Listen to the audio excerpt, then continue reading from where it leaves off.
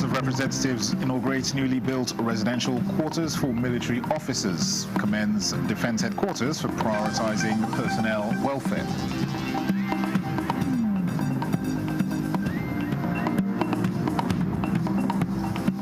NDLEA intercepts consignments of illicit drugs bound for United States, United Kingdom and Democratic Republic of Congo.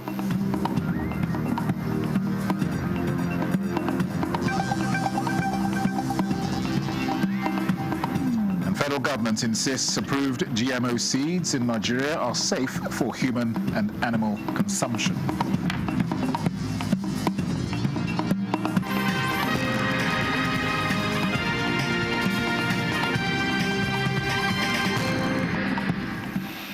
Hello and welcome to the news desk at 6 on NTA News24. We're live in Abuja. I am Dennis Adegunloye. The National Assembly says it will continue to promote legislations that enhance the operations and welfare of armed forces personnel. Defense correspondent Ismail Musa reports that the Speaker of the House of Representatives, Tajudeen Abbas, stated this at the inauguration of newly built residential quarters for military officers in Abuja.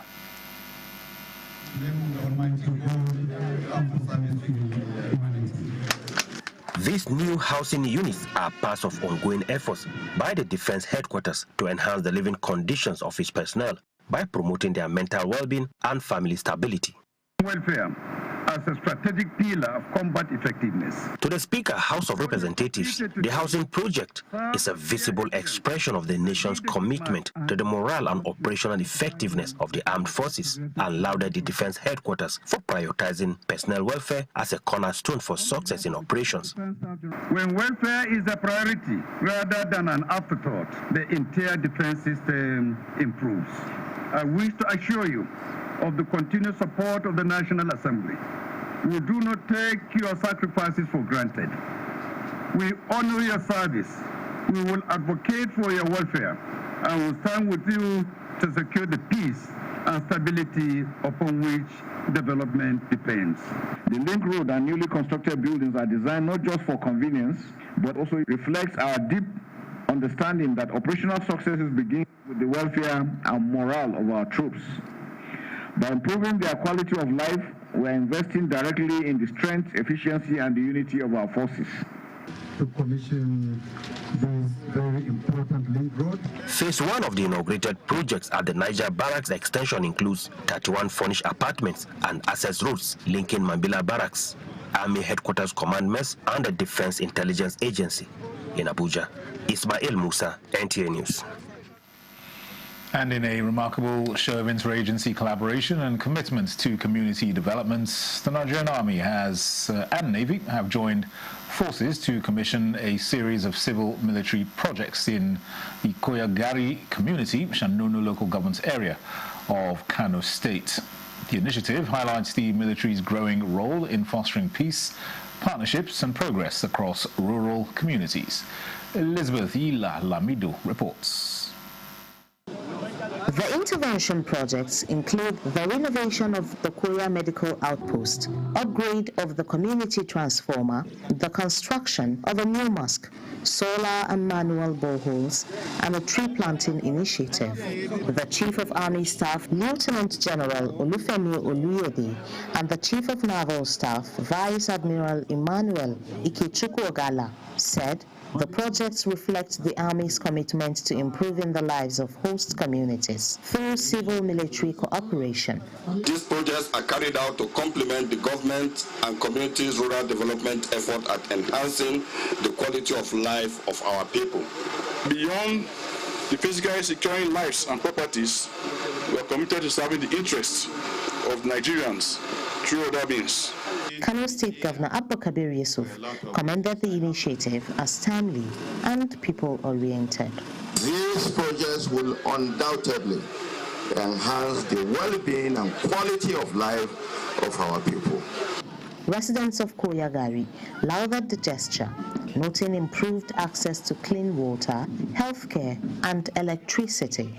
We are very grateful to this, and we plead with similar people who are highly placed in the society to emulate this. The projects mark another milestone in the military's efforts to strengthen relationships with civilian communities while promoting sustainable national development and unity. In Kano, Elizabeth Yilalamido, NTA News. Meanwhile, the headquarters Tactical Air Command of the Nigerian Air Force, Makurdi, has conducted an air firing exercise aimed at boosting the operational readiness and combat effectiveness of its personnel and aircraft. Blessing Omeche Ebute reports that the exercise was conducted at the Kwernev Air Range, Makurdi, Benue State.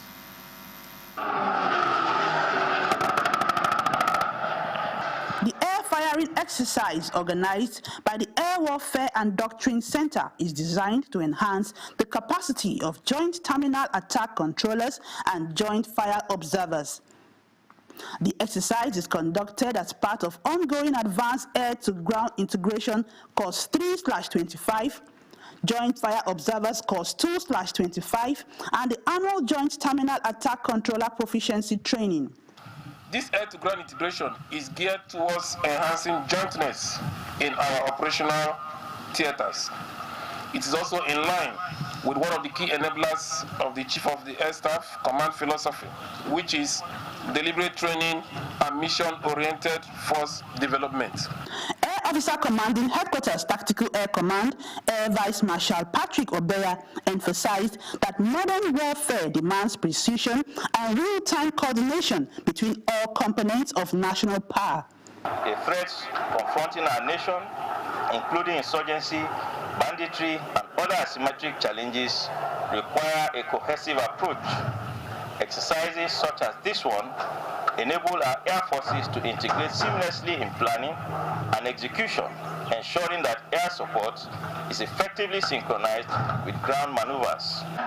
The event serves as an opportunity to showcase Nigeria's advancing aerial technology and strategic capabilities. In Makurdi, Blessing Omeche Ebute, NTA News. Elsewhere, the Nigeria Police is raising the bar in its response to emerging security threats with the training of officers, inspectors, as well as the rank and file in Nasarawa State on identifying, responding to, and neutralizing explosive devices, among other chemical and radiological materials. Ali Tijani reports that the 4-week training is to equip the personnel to not only respond to security challenges, but embrace preventive measures. The increasing use of improvised explosive devices, the proliferation of chemical and radiological materials, as well as the changing tactics of criminals and terrorist groups have made it imperative for the police to always be ahead of the criminals by equipping its personnel with requisite knowledge and tactics. This training at NB Hills in Nasarawa State is one of such moves in the police continuous effort to confront emergency security challenges and stay ahead. For the next 4 weeks, the selected officers, inspectors, as well as rank and file of the police force will undergo intensive classroom instructions, practical field exercise to safety identity, respond and neutralize explosives, among other materials planted by the terrorist groups in the society. Training is being organized in line with the strategic vision of the Inspector General of Police to be a modern, well-trained, well-equipped police force capable of effective countering asymmetric threats, terrorism and other forms of violent extremism confronting our dear nation. We provide training and we give them the attitude, skills and knowledge which will equip them to be able at the end of this training to search, detect and even deal with any explosive remnants of war, unexploded ordnance and any IEDs. With their spirit high, participants are expected to deploy knowledge and skills gained during the training to ensure a safe and secure country for all. Ali Tijani, NTA News. Consignments of illicit drugs concealed in frozen snails, electrical bulbs and female clothes bound for United States, United Kingdom, and the Democratic Republic of Congo have been intercepted by operatives of the National Drug Law Enforcement Agency at the Murtala Mohammed International Airport and a courier company in Lagos. Sawa Khalil Ibrahim reports. Two suspects, a UK-based public health assistant and a cargo agent linked to the attempt to export the illicit substances, have been taken into custody. These followed the discovery of 15 parcels of skunk, a strain of cannabis concealed in 10 pieces of giant rechargeable electrical bulbs meant for air freight to the Democratic Republic of Congo at the export shed of the Lagos airport. Additionally, frozen snails were used to conceal 2,300 pills of tramadol. In Adamawa, a suspect was intercepted at an NDLEA checkpoint in Namtari Yola South local government area with 38,270 pills of tramadol concealed in a spare tire, boot and door compartments of the Honda. The suspect was attempting to smuggle the drugs from Benin Republic to Nigeria. Not less than 53,250 kilograms of skunk were destroyed on 21.3 hectares of cannabis farm in Ekiti State. Additionally, 70 bags of the same psychoactive substance were recovered from the three suspects. In Abuja, Salwa Khalil Ibrahim, NTA News. In other news, issues related to genetic engineering in crops have been sparking debate among scientists and consumers. However, the federal government maintains that approved GMO seeds in the country are safe for human and animal consumption, as well as for the environment. Details with Musa Baba Aliu. Nigeria has approved 3 genetically modified seeds to enhance yields and improve resistance to drought and pests. These seeds are cotton, cowpea and maize. Scientists believe that in addition to increasing productivity, the seeds reduce the need for excessive chemical use to control pests and diseases. However, misconceptions about the variety have created fears among farmers. To address this, a sensitization campaign was launched to educate farmers on the safety of the seeds. Researchers from the National Biotechnology Research and Development Agency demonstrated to farmers that the seeds are not poisonous and can be replanted. You have the right to get every factual information about this technology, so that when you decide to go for the seeds, you are doing it from an informed background. And we, as a government agency, we have to provide you with those scientific, evidence-based, factual information about this technology. The awareness campaign included a visit to a cowpea plantation along the Kefi Abuja Road. Musa Baba Aliyu, NTA News. This is the news desk at 6 on NTA News24. We'll have more reports after this break. Stay with us. Feel the power of precision, engineered to perfection. Every component is crafted with care, and each design is meticulously tested. From concept to creation, our engineers push the boundaries of technology, seamlessly blending performance and sustainability with a deep commitment to African ingenuity. Introducing the CNG Boss, a remarkable achievement in engineering designed to operate on compressed natural gas, a cleaner and more sustainable fuel alternative. At Innocent Vehicles, we proudly lead the way in creating greener mobility across Africa. And it doesn't stop there. From SUVs to sedans, spacious buses to electric cars, Innocent offers a wide range of models designed to meet every need. Innocent Vehicle, the pride of African Road. And the National Productivity Order of Merit Award goes to... The only tomato paste first manufacturer to win the National Productivity Order of Merit Award by the federal government of Nigeria, endorsed by the Association of Private Medical Practitioners of Nigeria. This is an evidence of 100% natural goodness, great quality and great taste. So eat healthy to live longer. Use Arisco tomato paste and products. 100% natural tomato. Now one day, better food now. Buy now and enjoy up to 20% discount.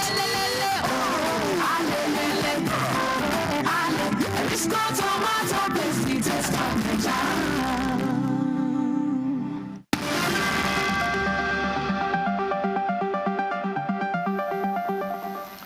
Welcome back. The All Progressives Congress is leaving no stone unturned to ensure active participation of members in subsequent elections across the metropolis. Chieftains of the party disclosed this at the inauguration of structures and street captains organised by the APC Presidential Coalition Committee in Lagos. Musa Tuliat reports.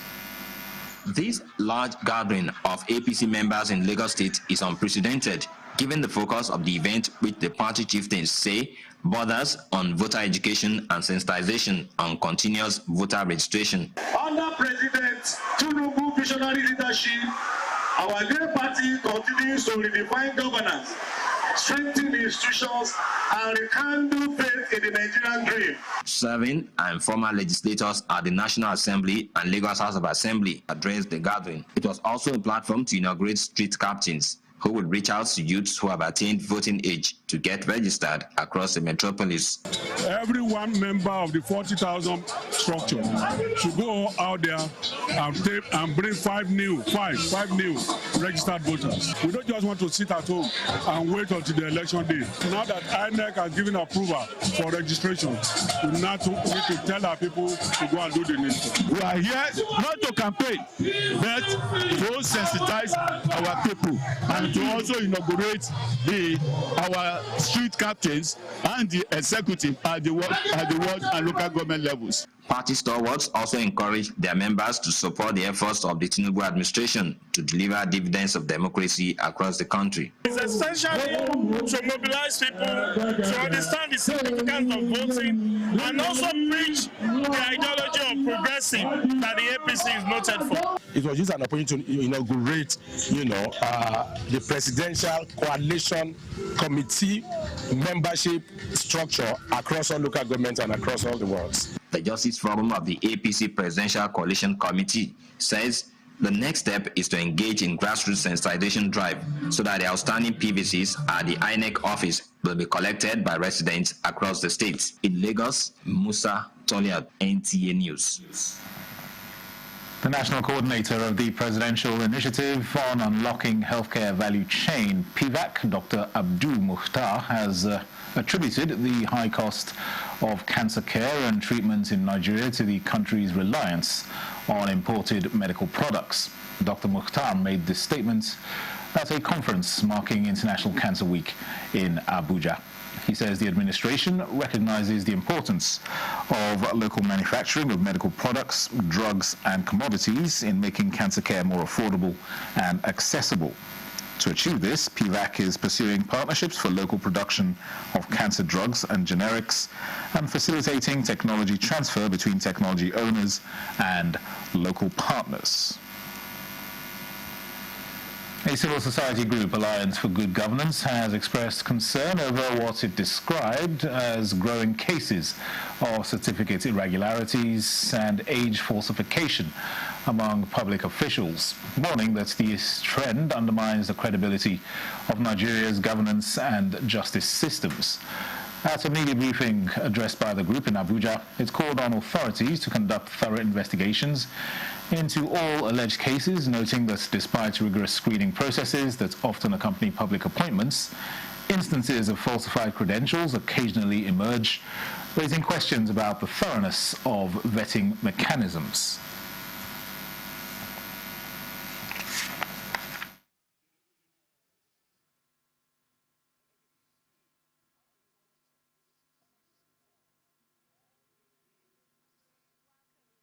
What we're doing, as the case may be, is to make sure that our authorities do the right thing, that we should investigate all matters herein and then bring those found wanting to book. We are very happy what the government is doing. The causes of all this forced age declaration based on the selfish interest of our people. You want to sit on one position till your grandchildren started having gray hair? This is the news desk at 6 on NTA News24. Here's a recap of our top stories. This week, House of Representatives inaugurates newly built residential quarters for military officers, commends Defence Headquarters for prioritising personnel welfare.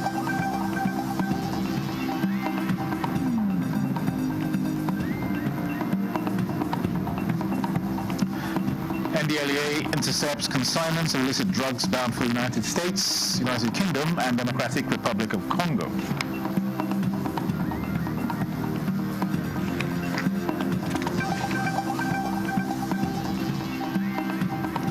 Federal government insists approved GMO seeds in Nigeria are safe for human and animal consumption.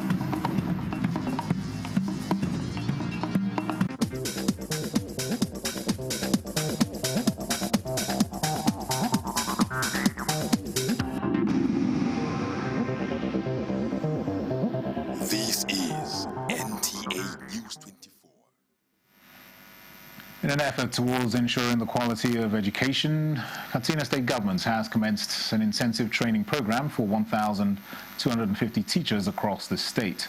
Suleiman Kodogi reports that the initiative is part of the government's dedication to strengthening capacity for improved learning environments.